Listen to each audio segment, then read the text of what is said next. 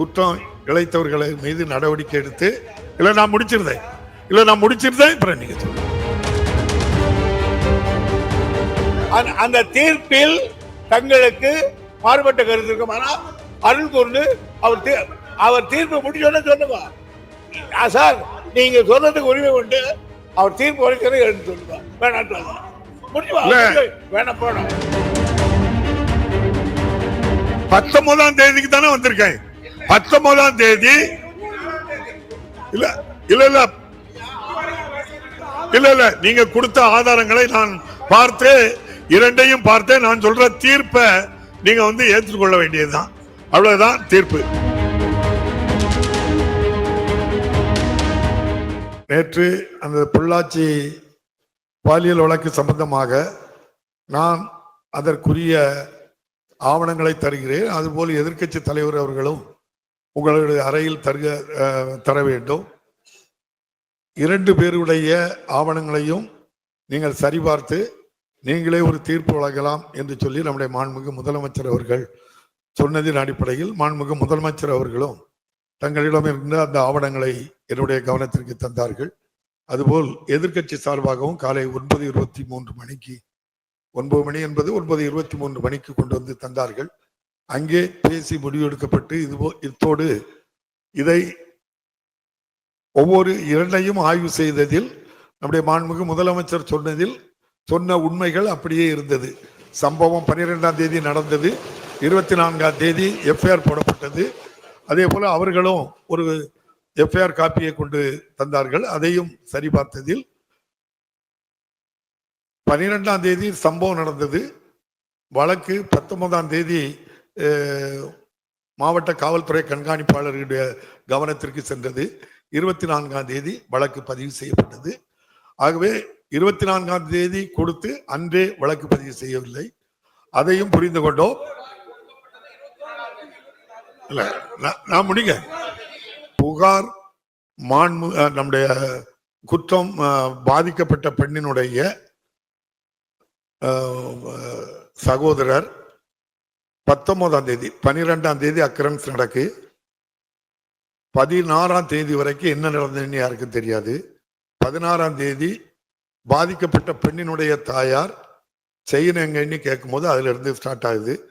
முடிவு அப்போது அவர்கள் சம்பவத்தை சொல்கின்றார்கள். 16ஆம் தேதி அன்று இரவே அந்த பாதிக்கப்பட்ட பெண்ணின் சகோதரர் அந்த குற்றம் இழைத்தவர்களை மீது நடவடிக்கை எடுத்து நான் முடிச்சிருந்தேன் அப்புறம் நீங்க சொல்லுங்க. அதுக்கப்புறம் அவங்க 17ஆம் தேதி அரசு அவங்கள தாக்குதலாட்டு மருத்துவமனையில் ஒரு 2 பேர், அதாவது பிரேம்குமார், ரதிமதன் 2 பேரும் பொள்ளாச்சி அரசு மருத்துவமனையில் அட்மிட் ஆகுதாங்க. அதே போல கௌதம்னு ஒரு பையன் அருண் மருத்துவமனையில் அட்மிட் ஆகுதாங்க. அவரு நம்முடைய பொள்ளாச்சியில கொரட்டூர் காவல் நிலையத்திலிருந்து SSI போய் அவங்ககிட்ட ஸ்டேட்மெண்ட் வாங்குதாங்க. அப்போது அது தெரிகிறது. அதன்பின் 19ஆம் தேதி நம்முடைய திருநாவுக்கரசு என்பவர் KMCH மருத்துவமனையில் அட்மிட் ஆகுதாங்க. இல்ல நான் சொல்லணும், நான் பேசல.